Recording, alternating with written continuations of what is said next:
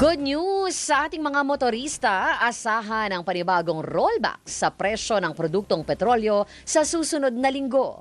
Sa 4 na araw na kalakalan sa world market, 5 piso na ang ibinaba sa presyo ng diesel at gasolina, habang 5 piso at 20 sentimo naman sa kerosene. Pero pwede pang magbago ang presyuhan sa trading ngayong Biyernes. Sinabi sa DZMM ni Energy Department Director Rino Abad na bumaba ang presyuhan dahil sa paglakas ng piso kontra dolyar, gayon din ang pag-usad ng usapang pangkapayapaan ng Amerika at Iran.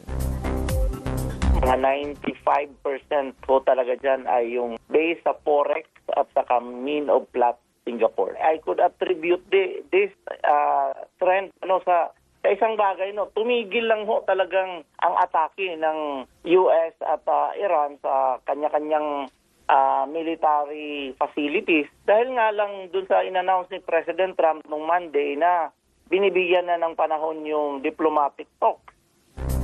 Samantala, may rollback din sa presyo ng liquefied petroleum gas bukas. 2 piso kada kilo ang tapyas sa LPG ng Regasco, nakatumbas ng 22 pesos sa kada regular na tangke.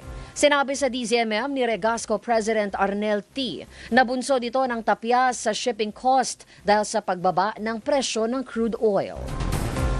There's a big possibility na magkakaroon po ng series of rollback. Huwag lang ho magkaroon ng any disruption when it comes doon sa usapan pang kapayapaan sa Middle East. But so far, maganda po yung direction ng international market price. Pababa po siya.